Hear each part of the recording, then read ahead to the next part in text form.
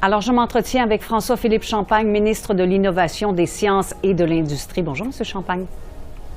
Bonjour. Alors, comment l'élection de Donald Trump à la présidence va-t-elle changer nos relations avec les États-Unis? Ça va changer des choses, forcément. Oui, bien, c'est évident. Comme vous dites, il y a certainement des gens qui ont vécu la soirée d'hier avec une certaine anxiété. Les gens voulaient voir un peu ce qui s'en venait. Bon, je pense que là, le résultat est clair. Nous, on salue évidemment la victoire du président Trump. Il aura encore plusieurs semaines pour mettre de l'avant son agenda. D'un autre côté, je vous dirais, ce qui doit rassurer les Canadiens et les Canadiennes, c'est qu'on est prêt.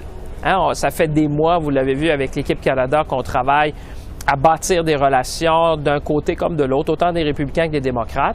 Et vous savez, ça fait plus d'un siècle qu'on transige avec nos partenaires américains. Alors, on connaît bien les enjeux qu'on pourrait avoir avec une administration républicaine, avec les démocrates.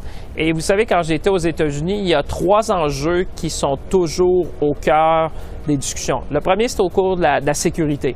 Parce qu'il faut croire que nos amis américains voient beaucoup sous une lunette, j'allais dire, de sécurité. Sécurité nationale, le Nord, l'Arctique, les frontières. Alors, ça, c'est important de leur dire qu'on est un partenaire fiable en matière de sécurité.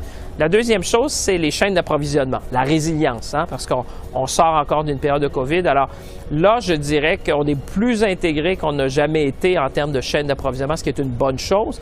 Et troisièmement, c'est vraiment un plan de croissance pour l'Amérique du Nord. C'est-à-dire que dans un monde en pleine turbulence, nous, ce qu'on veut développer avec nos partenaires américains, c'est vraiment une zone économique nord-américaine où on peut assurer la prospérité et des emplois des deux côtés de la frontière. Je vous dirais que ce genre de message-là, bien, ça plaît certainement aux républicains. Les gens disent, bien, c'est des gens qui comprennent les affaires, c'est des gens avec qui on peut transiger. Alors, moi, je vous dirais, pour rassurer les gens, on est prêt.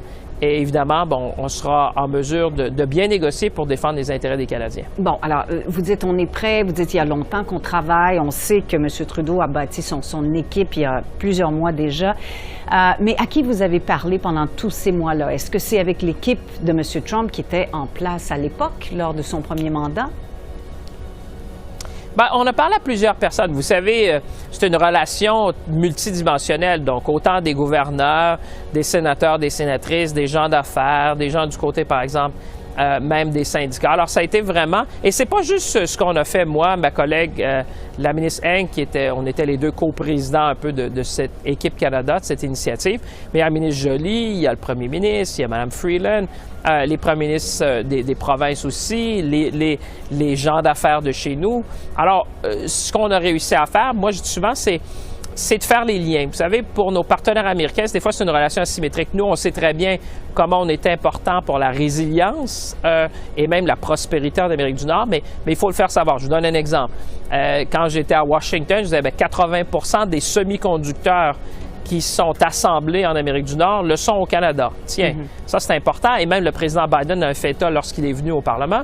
On parle par exemple des minéraux critiques. Ben voilà, ça sera essentiel pour la prospérité au 21e siècle, autant pour les semi-conducteurs que les véhicules électriques. On parle par exemple du titane qui est fait chez nous à Sorel au Québec pour l'industrie militaire américaine. On parle de l'énergie. Vous savez, il y a beaucoup de choses et moi, ce que j'essaie de faire avec mes collègues, c'est vraiment de souligner l'importance, l'interdépendance entre les chaînes d'approvisionnement américaines et canadiennes. Et ça nous donne une base pour négocier. Parce qu'évidemment, quand on est un partenaire indispensable, voire stratégique, bien, ça nous donne une bonne position pour négocier. Oui, sûrement. Indispensable probablement. N'empêche que M. Trump a promis d'imposer des tarifs douaniers allant jusqu'à 10 %, ce qui est quand même beaucoup. Est-ce que vous êtes inquiet de ça? Est-ce que le milieu des affaires est inquiet de ça? Bien, on verra. Vous savez, on est au jour 1 suite à l'élection d'hier. On va voir ce qui sera mis de l'avant par l'administration Trump. Mais ce que je peux dire, c'est qu'aujourd'hui, en 2024, nos chaînes d'approvisionnement sont plus intégrées qu'elles l'étaient avant. Alors, vous comprenez, dans une chaîne intégrée, il y aurait un impact du côté des consommateurs américains si jamais une administration décidait d'aller de l'avant là-dessus. Alors, nous, comme je vous dis, plus on est intégré, par exemple dans le domaine de l'automobile, on dit souvent que les véhicules automobiles vont traverser la frontière 5 à 7 fois.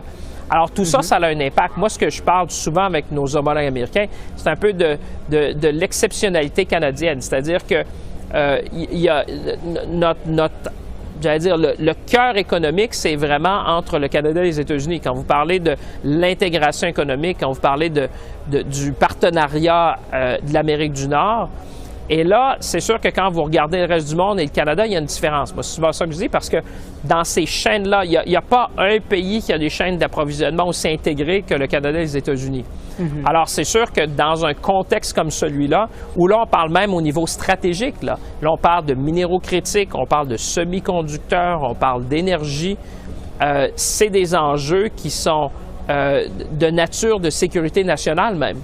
Alors, c'est sûr que dans nos discussions, on mettra de l'avant l'importance stratégique. Moi, je dis, on est souvent passé du bon voisinage au partenariat stratégique. Alors, on comprend bien que vous êtes confiant. Merci, M. Champagne, de cette entrevue aujourd'hui.